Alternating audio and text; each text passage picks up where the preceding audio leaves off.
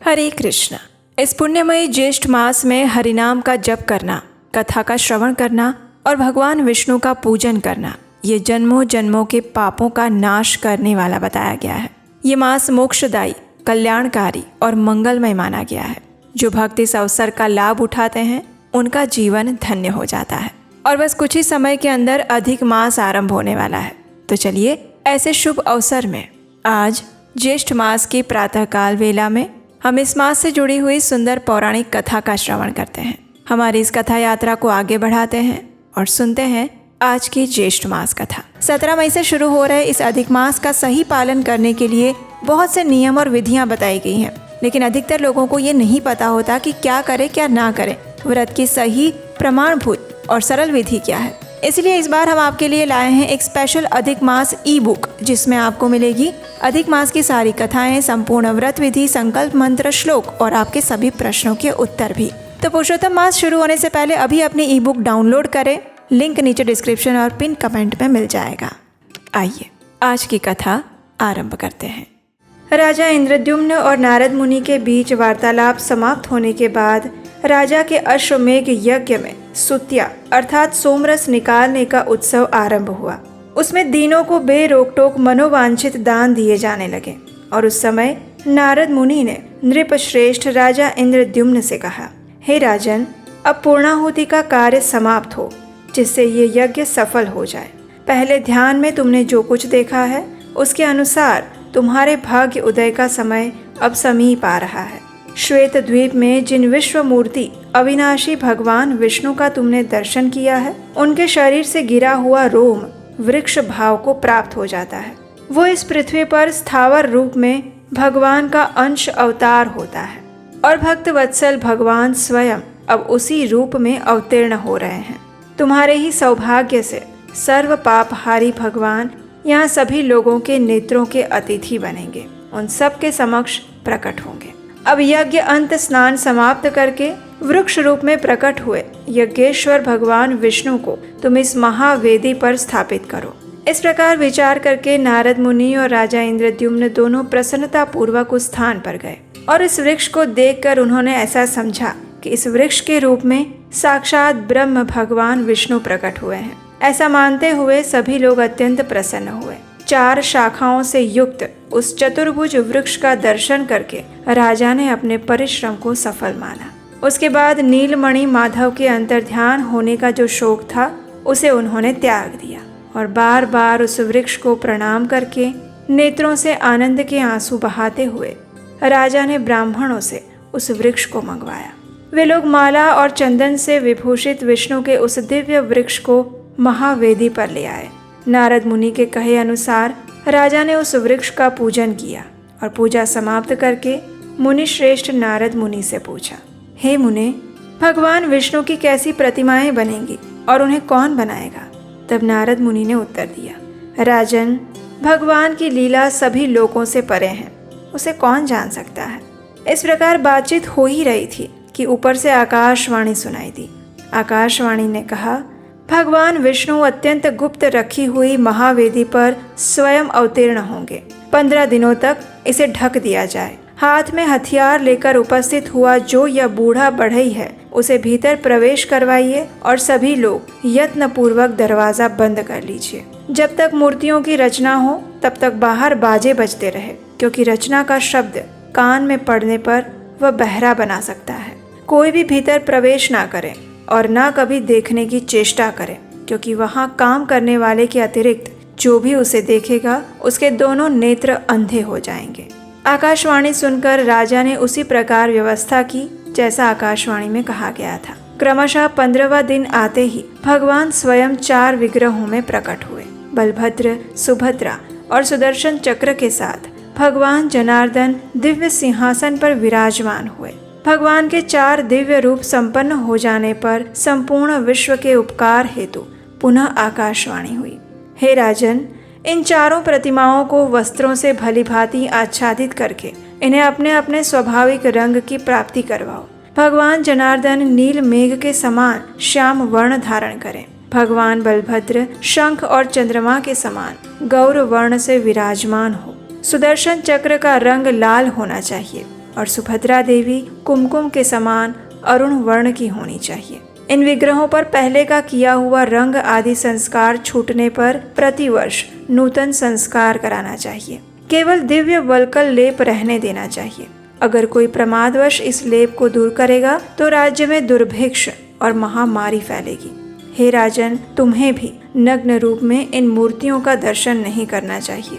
अन्य मनुष्य भी अगर नग्न रूप में उसे देखेंगे तो उनके लिए भी ये भय उपस्थित करने वाले होंगे। अनेक प्रकार के लेप से लिप्त और विचित्र श्रृंगारों से युक्त मूर्तियों का ही दर्शन करना चाहिए।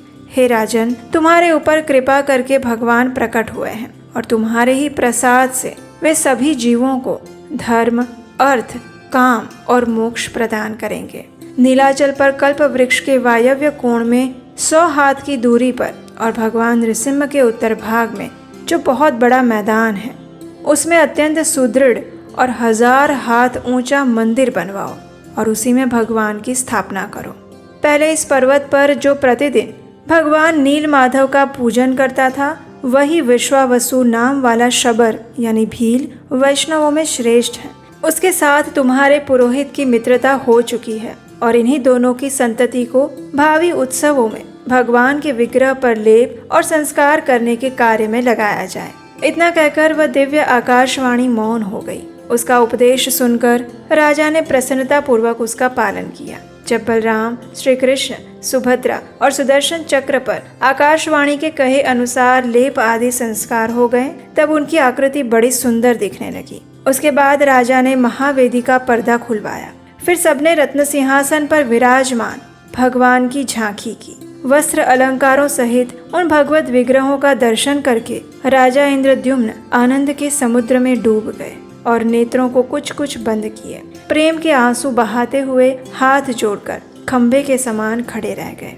और तब नारद मुनि ने राजा से कहा, हे नृपश्रेष्ठ, कमल के समान नेत्रों वाले इन भगवान जगन्नाथ का दर्शन करो। ये भक्तों पर अनुग्रह करने के लिए संपूर्ण ज्ञान की निधि हैं। इन्हीं श्री हरि को देखने के लिए योगी लोग मन को संयम में रखकर सदैव प्रयत्न करते रहते हैं। वे ही भगवान विष्णु आज काष्ठमय शरीर में स्थित होकर तुम पर अनुग्रह करने के लिए प्रत्यक्ष पधारे हैं। इन करुणा सागर भगवान की स्तुति करो। इस प्रकार नारद मुनि के वचन सुनकर राजा सचेत हुए और फिर राजा इंद्रद्युम्न ने करुणामय जगन्नाथ जी का स्तवन किया। राजा ने कहा, हे दया के सागर मुरारे, कहाँ तो ब्रह्मा, रुद्र और इंद्र के मुकुटों में मग्न हुए आपके निर्मल युगल चरणारविंद, और कहाँ मल मूत्र रक्त मांस और हड्डियों से बना हुआ, चमड़े से ढका हुआ मुझ दीन का यह अधम शरीर। हे ईश्वर, इस असार संसार में भटकते रहने के कारण मैं श्रम से व्याकुल हो रहा हूँ। भला आपको कैसे जानूं? हे देव, मैंने अपने कर्मों द्वारा सुख भोगने के लिए जिन विषय भोगों का संग्रह किया, वे ही परिणाम में मेरे लिए दुख स्वरूप बन गए। इसलिए मेरे समान दुखी और कोई नहीं है। हे प्रभु, अगर मैंने पहले कभी मन से भी आपकी उपासना की होती ना, तो दुख भोगने के लिए बार बार नाना प्रकार के जन्म मुझे क्यों मिलते? हे मुरारे, क्या आपके चरणार विंदों से दूर रहने का ही ये फल नहीं है? संपूर्ण पृथ्वी के धन से भरा हुआ मेरा ये खजाना, सेना, मन के अनुकूल सैकड़ों पत्नियां और निष्कंटक राज्य, ये सब कुछ आपके तत्वज्ञान से शून्य पशु के समान मुझ अधम के लिए बड़ा भारी भार बन रहे हैं। इसमें सदैव कष्ट ही प्राप्त हो रहा है। दीनों पर दया करने वाले हे प्रभु, आपके स्मरण मात्र से ही जीव की मुक्ति होती है। इस संसार में आपके सिवा मेरा कोई बंधु नहीं है। मेरी बुद्धि आपके चरणार विंदों से कभी अलग ना हो। आप सच्चिदानंदमय परिपूर्ण सिंधु हैं, जो सहस्त्रों जन्मों का भाग्योदय होने पर आपको पा गए हैं। वे क्या कभी लेशमात्र सुख और अनंत दुखों से भरे विषय भोग रूप इंद्रजाल की ओर आंख उठाकर देखते हैं? भला कहाँ तो जिसमें लेश मात्र सुख और अनंत दुखों की खान रूप सैकड़ों ग्रंथियां हैं, ऐसे कर्मों का अटूट बंधन, और कहाँ अनंत अनादि एक और आनंदप्रद आपके पवित्र चरणारविंद। सभी पर स्वभावतः कृपा करने वाले हे प्रभु, मूलभूत आप परमेश्वर को न प्राप्त करके तुच्छ कार्य के लिए बहुत भटकने वाले क्लेश के ही भाजन रूप मुझ अत्यंत दीन की रक्षा कीजिए। हे संपूर्ण विश्व के एकमात्र वंदनीय जगदाधार, वेदांत वेद्य, अव्यय, विश्वनाथ, आप ही समस्त पाप राशियों का नाश करने में समर्थ हैं। बलवानों में श्रेष्ठ बलभद्र, आपका विग्रह सहस्त्रों फणों से आवृत है।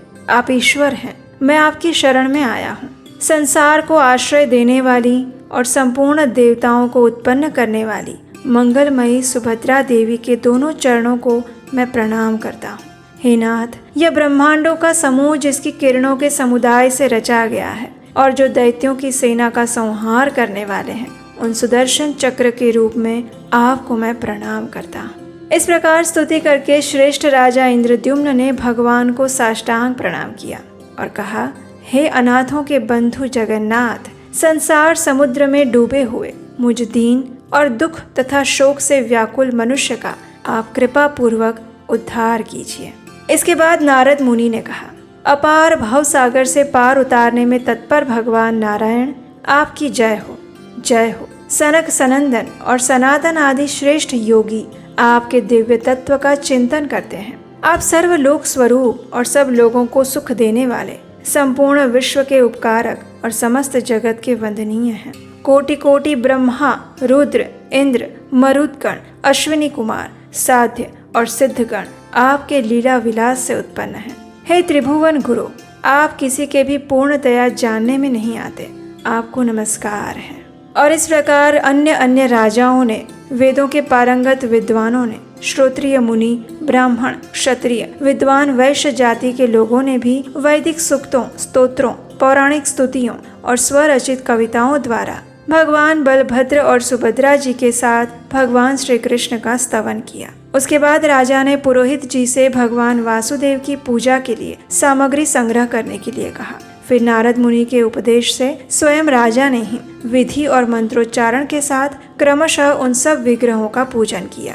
12 अक्षर मंत्र अर्थात ओम नमो भगवते वासुदेवाय, इस मंत्र से बलभद्र जी की पूजा की। इसी मंत्र के द्वारा उपासना करके ध्रुव महाराज ने परम उत्तम स्थान प्राप्त किया था।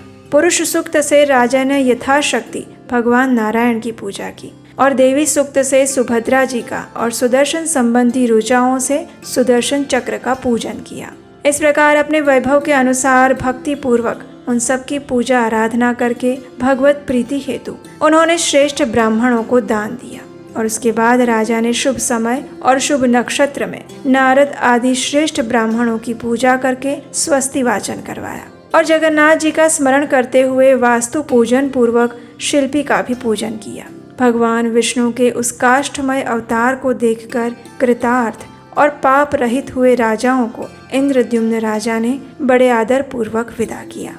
और उसके बाद भगवान की स्थापना होने वाली है और इस स्थापना की संपूर्ण विधि क्या थी वो हम जानेंगे हमारी इसी कथा श्रृंखला की अगली कड़ी में। उसे सुनने के लिए अगर नहीं किया है तो इस चैनल को सब्सक्राइब करके रख लीजिए, नोटिफिकेशन ऑन रखिए और हमारे व्हाट्सएप कम्युनिटी ग्रुप के साथ भी अवश्य जुड़ जाइएगा। उसका लिंक नीचे डिस्क्रिप्शन बॉक्स में है। और हम आपसे मिलेंगे इस कथा के अगले भाग के साथ कल प्रातःकाल। हरे कृष्णा।